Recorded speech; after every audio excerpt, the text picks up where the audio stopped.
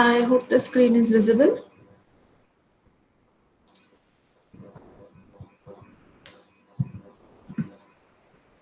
So in the last class, we saw the characteristics of the Zener diode, and we also saw how Zener diode can be used as a voltage regulator.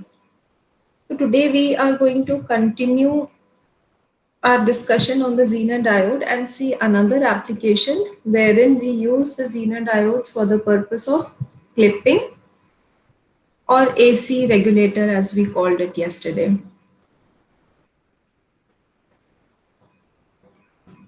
So the basic clipping circuit which is used typically is going to look like this. So you have a resistance, and then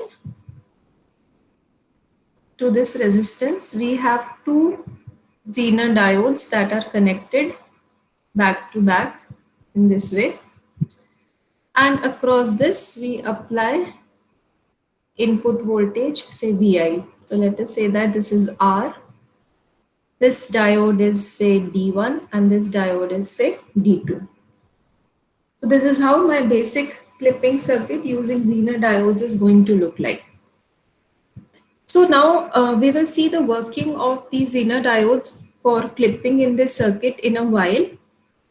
And from there you will see that in this combination, one of the diodes is going to work as forward biased and other diode is going to work in the breakdown region. So this is one of those rare applications where Zener diode can be seen working as the forward biased diode. So here I'm taking an example. This example is from the book itself, but I found that this is a suitable example to explain the concept. So I have considered this over here. So the value of R is say 1 kilo ohms. And then you have diodes D1 and D2. And the applied voltage Vi, this is equal to some sinusoidal waveform, say 24 sin omega t. And the question says that corresponding to this input waveform, we have to sketch the output waveform, where output is taken across these two terminals. So this is plus minus V naught. Okay, so a clipping circuit is given. To the clipping circuit, we are applying an input waveform which is sinusoidal in shape, and corresponding to this input waveform, we have to find out or sketch the output waveform. So what happens over here? Let me say that the current which is flowing in is given by I. So because the input voltage is an alternating voltage or the voltage that has different values at different instants in time, so it is apparent that the current which is flowing into the circuit will also have different values at different instants in time. So how we proceed with the analysis is that we are going to consider the current having different values. So depending upon the input voltage, the current could be greater than 0, or the current could be less than 0, or the current could be equal to 0. So these three cases are basically possible in this circuit. So let's begin with the first case wherein I say that the current is greater than 0. So now if you look over here, this current I, which is greater than 0, is going to flow into this diode D1 and of course also in the diode D2. So let's first have a look at D1. So here I greater than 0 is flowing through this diode. So direction of the current is actually in the direction of symbol of the diode. So by convention, what we say, so if I have a diode in this connected in this way, if the current is flowing in this way, that is in the direction of symbol of the diode SA, then this current is considered the positive current, or we say that this is greater than 0. And if I recall the IV characteristics of the Zener diode, then I say that I greater than 0 is the characteristic of the diode in the forward bias region. So since over here I greater than 0 is the current which is flowing in this direction, that is in the direction of the symbol of this diode D1, Therefore, I will assume that the diode D1 is in the forward bias region. And along with I greater than 0, other characteristic of the diode in the forward bias region is that the voltage drop across the diode will be equal to 0. So when I greater than 0 flows through this diode, we will say that it's forward bias, and correspondingly the voltage drop across it is 0. Then what happens? Because both of them are connected back to back, so the same current flows over here. But here, what is the direction of current? The direction of current is in the direction opposite to the symbol of the diode. So this current would be considered as I less than 0. And again, if I get back to the characteristics, I less than 0 was the characteristic of the Zener diode in the breakdown region. So here we said that I would be less than 0 and correspondingly V will be equal to Vz. So the diode D2 will be considered to be in the breakdown region, and the voltage drop across this diode will be equal to the breakdown voltage of the Zener diode, that is Vz. So here Vz value is also given. This is equal to 12 volts. Okay, so now we know VD1 and we also know VD2. So what I'll do is, let me mark the voltage over here. Iske across, let me say that the voltage is VD1, and is diode ke across, let me say that the voltage is VD2.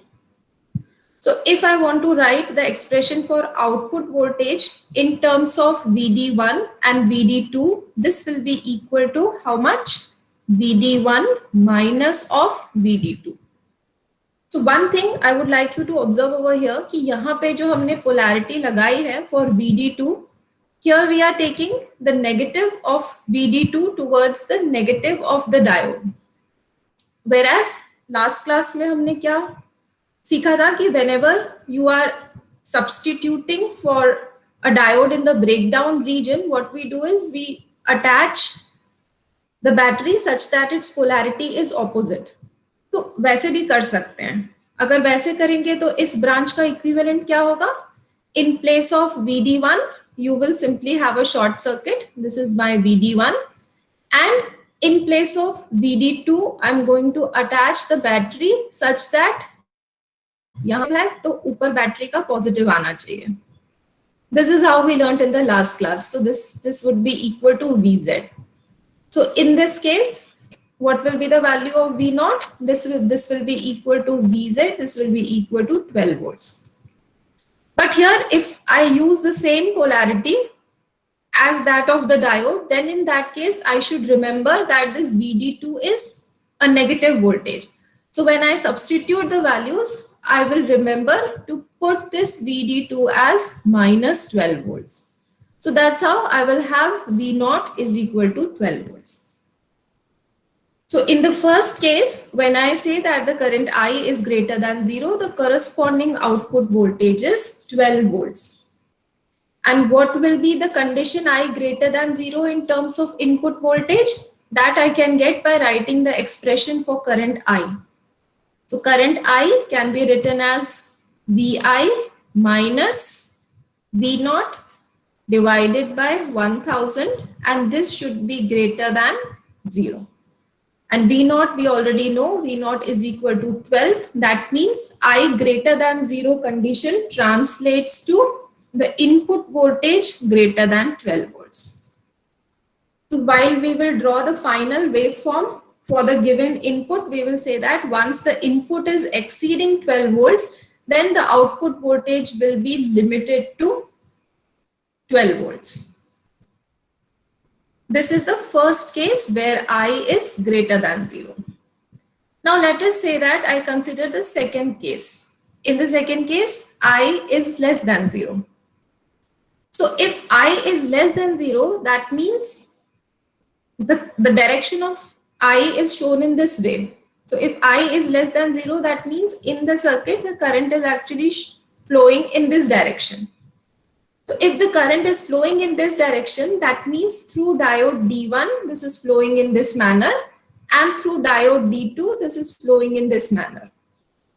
So diode D1 में you see the direction of the current is opposite to the symbol of the diode.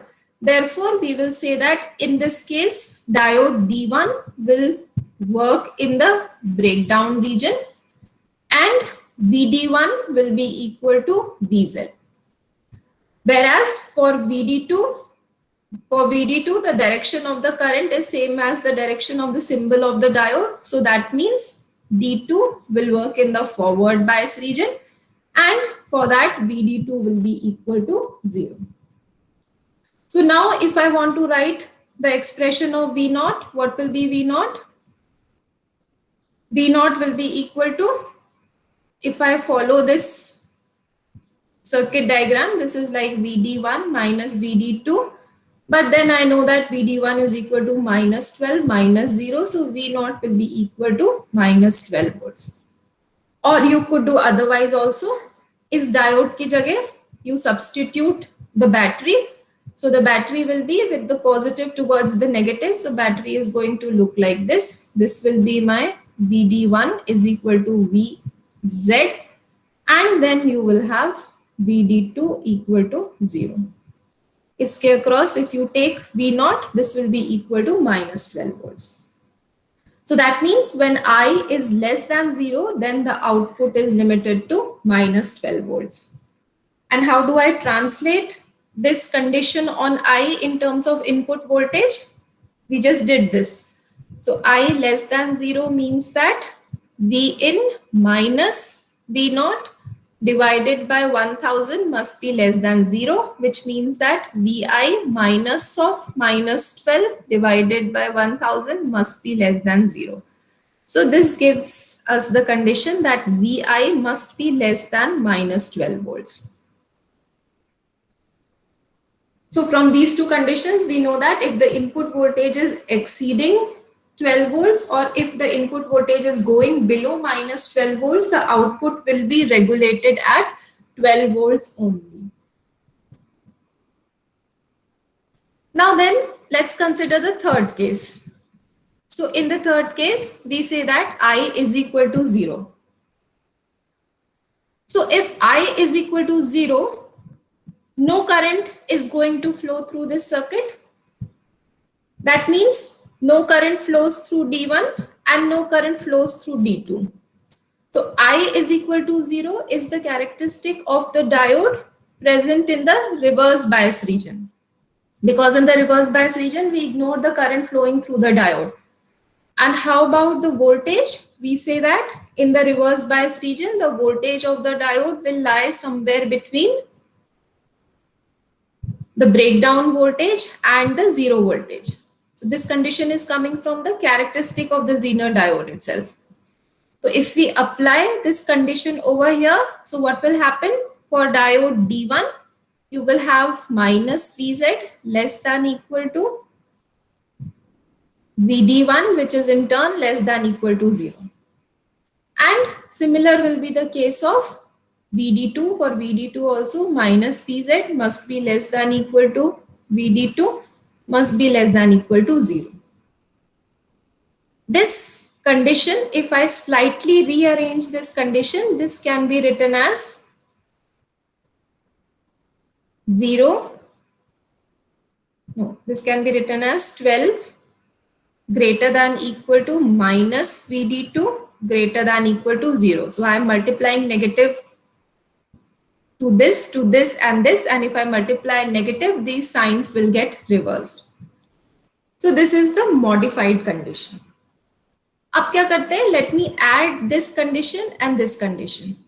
So if I want to add this, this is going to look like 0 greater than equal to minus VD2, and this is less than equal to 12. So I brought this condition over here, and then I add these two. This minus VZ was minus 12. So if I add these two, what does this become? This become minus 12. This must be less than equal to VD1 minus VD2, and this must be less than equal to 12. So एक equation ये आ गई. Now if I look back at the circuit diagram, if there is no current flowing into the circuit, or let us say that agar I is current mein flow kar raha hota and you apply KVL to this circuit, then what would be the equation? The equation would be VI is equal to 1000 into I plus V naught. This would be our KVL if there was any current into the circuit. But now since we know that there is no current into the circuit, so this is going to go away. So when I is equal to 0, then VI is actually equal to V0, and we know that V0 is equal to VD1 minus VD2. So this I will put back over here. So that means when my input voltage is varying between minus 12 and plus 12, at that time my output voltage will be equal to the input voltage. So for all the three conditions, I have evaluated the output. So for example, if this was my input signal, this is the maximum value 24 sine omega t. So corresponding to this, whenever the voltage is exceeding 12 volts or it is going below minus 12 volts, then this part of the waveform, similarly this part of the waveform is going to get clipped off. And in between, the output voltage is going to follow exactly the input voltage. So this is what your final waveform is going to look like, where this is 12 and this is minus 12. This is my V naught with respect to t, and this was my V in with respect to t. So from here we see how using two Zener diodes back to back can be used for the purpose of clipping and alternating waveform. Is this clear? Any doubt? Ma'am, between 0 and 12, is it like parallel to x equal to y line, or is it following a sine wave? This will follow the sine wave. Okay. यहाँ पे यही बोला ना, V naught will be equal to Vi. So in this region, this will imitate exactly the sine wave. ठीक है? Ma'am, how would the graph for current look like? So the graph for current ये तो हमको निकालना पड़ेगा. So this will depend upon the resistances offered by this. So this is one resistance, that's okay. And inka resistances, you generally don't include these resistances. So in that case, I can simply be equal to V by R. So in this case, V is given by 24 sine omega t and R is like 1K. So I will, I think, follow the same plot as the input voltage, only the peak value will be different. Instead of 24, it will be 24 divided by 1K. Okay, and it will be 0 where for the third condition between minus 12 to 12. No, why would it be 0? In this, because in that's this the condition we took, right? Oh, yeah, right. Because during this time, the diodes are not going to work anyway. So the current which was supposed to be there will be blocked. Okay, ma'am. Okay. Any other issues?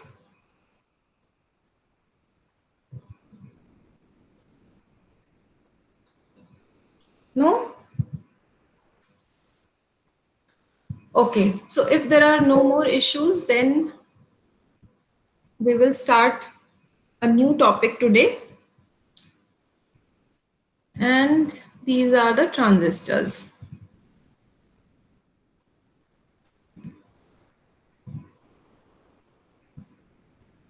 So what is a transistor? We have been listening to this name since the first class of this course. So very often we have mentioned that transistor belongs to the category of non-linear devices, just like diodes.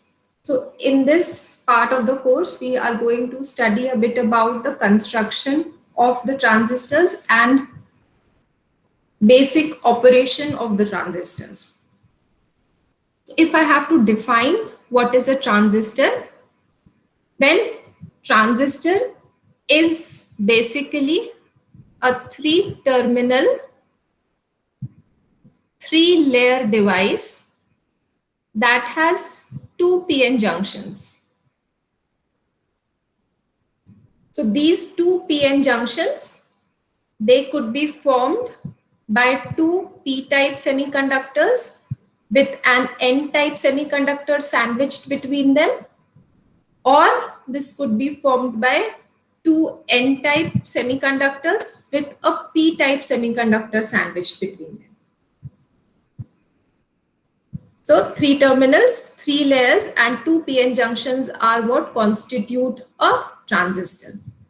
And according to the sequence in which these layers occur, so each of these P, N, and P, these are known as the layers. Similarly, over here, N, P, and N, these are known as the layers. So depending upon the sequence of occurrence of the layers, they are called by this convention. Either it is NPN transistor or it is a PNP transistor. Then what about the three terminals of the transistor? So what happens? Each of these layer, P, N, or P, this is attached to a metallic contact, and these metallic contacts are known as the terminals. So see over here, this is the schematic for an NPN transistor. So towards the extreme left, this layer, we attach a metallic contact to this. So this is one of the terminals. The extreme other layer, we attach other metallic contact to this. So this is another terminal, and the middle layer, we attach one more metallic contact. So this is the third terminal. So that's why we say that these are the three terminals. And what are the names of these three terminals? These are called the emitter, the base, and the collector. So always always when you see the schematic, the layer which is appearing to the leftmost is the emitter. The layer which is appearing to the rightmost is the collector, and the one which is sandwiched in between is the base. So the point over here is that this sequence is important. It cannot be base, emitter, collector, or collector, base, emitter. Always the one which is towards the extreme left will be the emitter, to the extreme right will be the collector, and one which is in the middle would be the base. So the three layers of the transistor could be either P, N, or P, ya fir N, P, and N. And correspondingly, the three terminals will always be base, emitter, and collector. So shortly, we are going to see what are these and what is the purpose of using them in the transistor. So with this schematic, let us also see the symbol of these transistors. So this is the symbol of an NPN transistor, and this is the symbol of a PNP transistor. In some of the books, you will not see this circle. This is not mandatory. But what is important to note over here is the direction of the arrow which is shown. So each of the vertical line over here denotes the three terminals. Like this line is denoting the emitter, this line is denoting the collector, and this line is denoting the base. And these slant lines, they show the connections between the base emitter and the base collector. And how about this arrow? So for NPN, this arrow points outwards. For PNP, this arrow points inwards. So the logic to remember this is the arrow actually shows the direction of conventional current. Direction of conventional current in the transistor.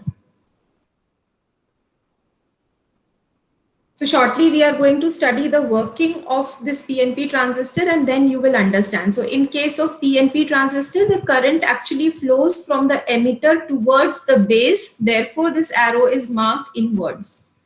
Whereas in case of NPN transistors, because the emitter is composed of N type of material, so electrons are going to flow from emitter to base. That means the current is going to flow from base to emitter. That's why the arrow is marked outwards. So whenever you are solving a circuit, please be very careful in observing if the transistor is a PNP transistor or if it's an NPN transistor, because accordingly the direction of the currents will get changed. And if you don't account for those changed directions, you may end up having the wrong values. So this is about the schematic and the symbol. Now let us see what are the functions of each of these terminals: emitter, base, and collector. And one more thing I want you to observe over here, that we have not had uniform width for each of these layers. ऐसे equal करके नहीं बनाया मैंने. Like this is P, N, and P. So there's a reason why this has not been done. So you have for each of the layers, you will have different widths, and for each of the layers, you will also have different doping. Why this is done? This also we'll see as we study the working of the diode, working of the transistor. So here the first terminal, that is the emitter terminal. The purpose of emitter terminal is to supply large number of majority carriers for the flow of current. Yeah, it's going to supply large number of majority carriers for the flow of current. That means if I say input current in the transistor, then input current in the transistor is actually the emitter current. And since emitter current is the input current, it has to be heavily doped, because that is what is causing the flow of current in the transistors. So this is the reason why the doping of the emitter is kept highest among all the three layers. And then how about the size? It's of medium size. The smallest size is the base, the largest size is the collector, but between base and collector, the size of the emitter is, you can say it's medium size, but it will be heavily doped. Why it will be heavily doped? Because its responsibility is to supply majority carriers for the flow of current in the transistor. This is the function of the emitter. Then what about the base? So base is the middle part of the transistor. This we have already seen. Also, it's very thin and it is lightly doped. So this thing we can explain over here. This is having the smallest of all width. I mean, among all the three layers, emitter, base, and collector, the base will have the smallest width. And why this is so? This is so because if the width will be more, it will be difficult for the majority charge carriers to cross from here and go to the collector side. That's why the base is given a very small width. And also it is lightly doped. It is lightly doped because light doping will help in the flow of current over here. ये कैसे help करेगा ये अभी देखेंगे when we will study the working of the PNP and NPN transistors. So for now you can remember that the base is having the smallest width also and it is least doped. Then how about the collector? The purpose of the collector is to collect. So whatever charge carriers are being emitted from the transmitter are collected by the collector. So more the size of the collector, it will be able to catch or collect more majority carriers. So that's why the width of the collector is kept the largest in all the three layers. And also the doping over here is moderate. So that means if you talk about size, then collector has the largest size, base has the smallest size, and in between these two we have the emitter. And if we talk about the doping, then the doping of emitter is highest and the doping of base is least, and the doping of collector comes in between the emitter and the base. So these are the three terminals. Emitter, which is used to provide the majority charge carriers for the flow of current in the transistor. base, which is going to help in the flow of these majority charge carriers across the emitter and the collector. And the purpose of collector is to collect the majority charge carrier that is being supplied by the emitter. So that's why they are called the emitter and the collector. So we have seen three layers. We have also seen three terminals. Now let us see the two junctions. So if this is my, say, PNP transistor, and here I have the emitter, here I have the base, and here I have the collector. Or similarly for the case of NPN, so here we have the emitter, here we have the collector, and here we have the base. So clearly, because there are three layers, we know that there will be two PN junctions. One PN junction is this, other PN junction is this. Likewise, one PN junction is here and other PN junction is here. So this PN junction, because it is between the emitter and the base, this is called the emitter base junction.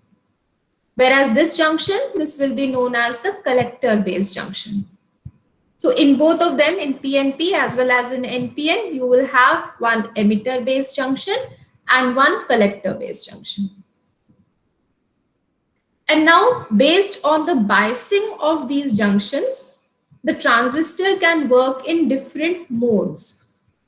So the next thing we mention over here is modes of operation of the transistor.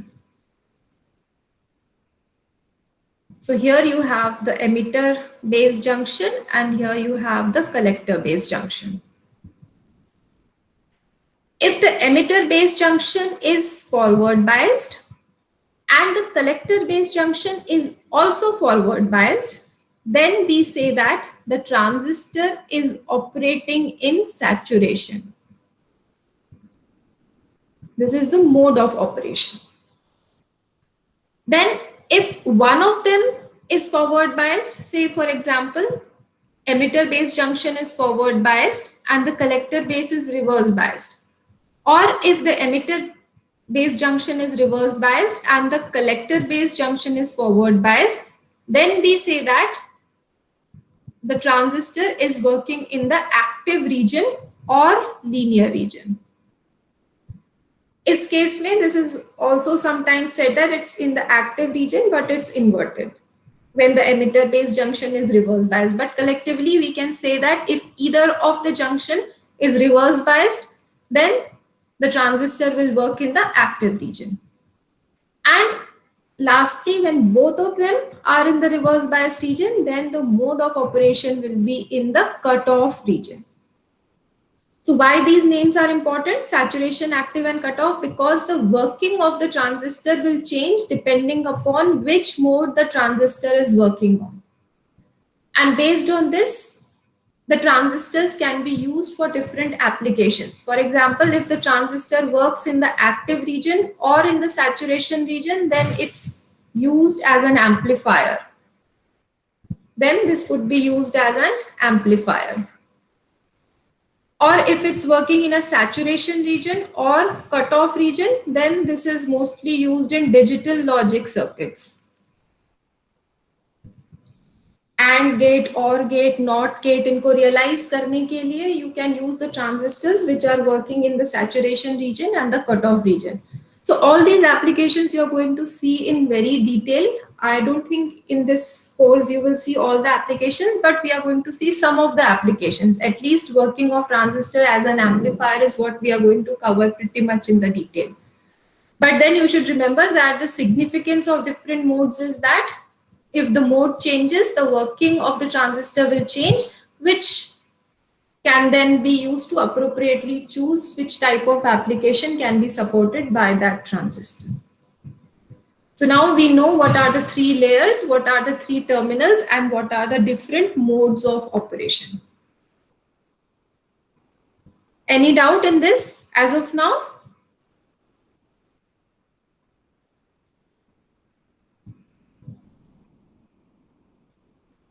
No?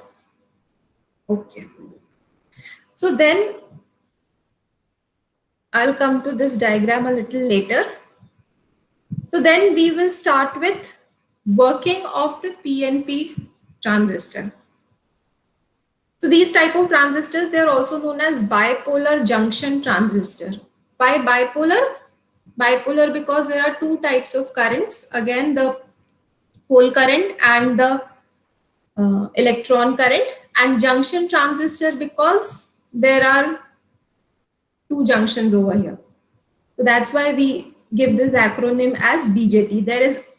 There are another type of transistors also which you called as the field effect transistors, that is FET, or metal oxide semiconductors field effect transistors. So FET and MOSFET are other categories of transistors which you might be learning about maybe in the next chapter or so. So this we'll see a little later. Here we are going to discuss the working of PNP BJT. So the condition that I am using is the emitter base junction is forward biased and the collector base junction is reverse biased. That means I am talking about the working of the PNP transistor in active region. So here you have the diagram, and this is P, N and P. So we know that if this is in the active region, emitter base junction will be forward biased. So just see the biasing that is applied to this. So here, because this is a P type terminal, in order to forward bias this, I should be using the battery such that the positive polarity is towards the P side and the negative polarity is towards the N side. Simultaneously, if I have to reverse bias the collector base junction, then I will attach again the battery such that the positive is connected to the negative over here and the negative is connected to the positive over here. So in this way, if I connect the batteries, or in this way, if I do the biasing, I can simultaneously forward bias the emitter base junction and reverse bias the collector base junction. So now let us come to the forward biased emitter base junction. So whenever a junction is forward biased, तो क्या होता है? We have already seen these in previous classes. Whenever the junction is forward biased, then majority charge carriers are going to flow through the junction. So in case of this P region, the majority charge carriers are holes. So what happens when this junction is forward biased? The holes diffuse from P region to N region. So this majority charge जो होता है, majority charge carrier की वजह से जो current होता है, this is the diffusion current. And to recall, what was diffusion current? Diffusion current was the current that flows because of the difference in concentration of the charge carriers. So here holes are majority charge carriers. Here holes are minority charge carriers. So the concentration of holes is more in this region. The concentration of holes is less in this region. So by the process of diffusion, the majority charge carriers, that is holes, from here want to go from P region to N region, thereby causing the diffusion current. Likewise, what will happen? The electrons from the N region, they will tend to move towards the P region. So if the electrons from here will move to the P region, then you have some positive current flowing in this direction also. So these two currents collectively constitute the emitter current. So what I can say that? I can say that emitter current, this is equal to I, let me say PE. So IPE is the current which is due to the diffusion of holes from the P region to the N region. And the other component is, say, INE, where INE is the current which is flowing because of the diffusion of electrons from N region to P region. So both these currents, they constitute my emitter current. But now I know that the emitter is the most heavily doped region of all these three layers. So that's why the magnitude of the whole current from P region to N region is very large compared to the diffusion current which is flowing from N region to P region. So I can say that the emitter current essentially consists of the diffusion of majority charge carriers, that is holes, those flow from the P region to the N region. This is my emitter current, or in other words, we can also say that the holes are emitted from this region. Holes are emitted from this region and injected into the N region. तो अब current जो है वो emitter से चल के base में आ गया है. So now we are going to see कि बेस में आने के बाद क्या होता है. So there are three possibilities. The holes which have just been injected into the base region have three possibilities. The first possibility is that some of them will recombine and disappear. So this is a small majority. This is a very small fraction. Why? Because the width is very small. If the width is very small और यहाँ से जो charge carriers आ रहे हैं, holes आ रहे हैं, they are very large in number. So there are not sufficient electrons over here with which recombination can take place. So a small fraction of them will still recombine. This is the first possibility. The second possibility is that some of the holes will move down to the base terminal. So what do I mean? You have holes entering over here and these holes have positive charge. This we know. And because this junction is actually forward biased, that means this base terminal is connected to the negative of the battery over here. So this negative is kind of attracting this positive charge. So some of the holes, what they will do, they will try to move downwards towards the base terminal. And this movement of holes which were coming from the emitter and which are now moving downwards towards the base terminal, they constitute the base current. So now the question comes कि सारे के सारे holes क्यों नहीं आ गए यहाँ पे? यहाँ पे तो already you have negative charge. So why only a few of them are coming? So the reason to this is that we know that the base is lightly doped. So when the base is lightly doped, the conductivity of the majority charge carriers in this region is also low. If the conductivity is low, that means the resistivity is high. So this lightly being the property of being lightly doped does not allow the charge carriers to go to the base terminal. And a major portion of the emitter current is now left over here, which has to cross this PN junction and get into the collector as the collector current. अगर हम ये lightly doped नहीं रखते, अगर इसकी doping भी high कर देते, तो क्या होता कि जो emitter current आ रहा है base में, ये collector पे नहीं जाता. This would simply move towards the negative terminal of the battery, creating a circuit over here, which we do not want. So that is the reason the doping in the base region is kept low, and also the width of the base is kept low. If the width is kept low, then this crossover will be easy.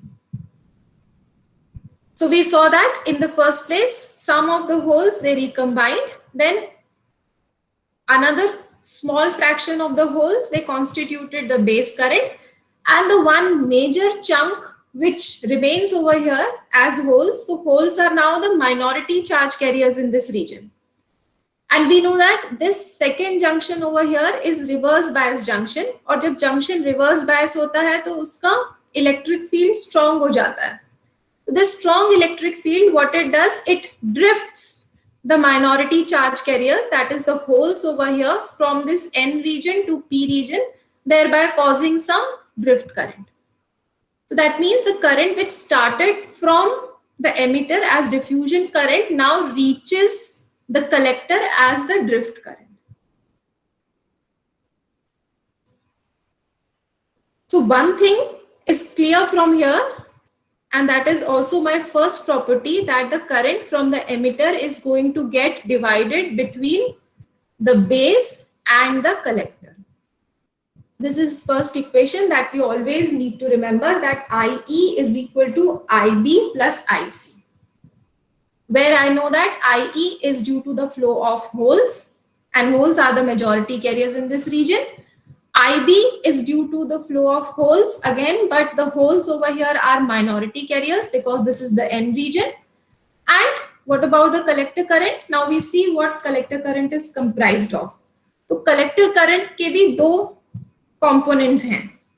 The first component is what we discussed right now. So this first component is the fraction of emitter current which is not recombined, which is not constituting the base current, and which has just crossed this PN junction and reached the collector. तो एक component तो इसका ये हो गया. And the second component of this collector current is the reverse saturation current in this region. Why? Because we know that this second junction is a reverse bias junction, and whenever you have a reverse bias junction, there will be some reverse saturation current. So that means the second equation that I'm going to remember now is that IC is equal to alpha times of IE plus ICO, where ICO is my reverse saturation current in the collector region, and alpha IE are the fraction of majority charge carriers that the collector is receiving from the emitter. So if you rearrange this a bit, you will get the value of alpha is equal to IC minus ICO by IE, and we call this as large signal current gain. This is large signal current gain. Okay, so one more thing.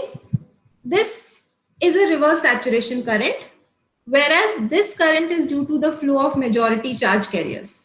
So compared to IC and compared to IE, the magnitude of the reverse saturation current is very, very small. So this expression can actually be approximated as alpha can be approximated simply as IC by IE. And that is actually the reason why it's called the current gain. Why? Because IC is my output current. Always in a transistor, you are taking the output from the collector end. And what about IE? This is from where the input current starts. So this is the input current, and output current by input current is equal to the current gain.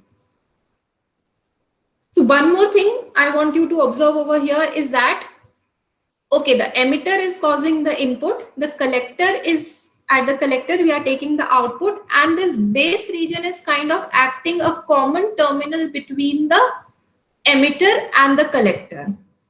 So that's why this arrangement is also known as common base configuration. So अभी मैंने बोला कि IC जो है, this is the output current and IE is the input current. So this is output, this is input because it is used in a common base configuration. Other configurations which are possible are common emitter configuration भी होता है, common collector configuration भी होता है. This we will study later on. But here, because this is common base, so if base is common, then always the output will be taken at collector and the input will be given from emitter.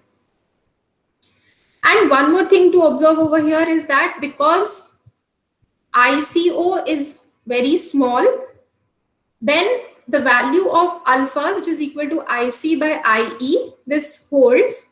But we also know that the fraction of holes which are getting recombined or which constitute the base current are very small.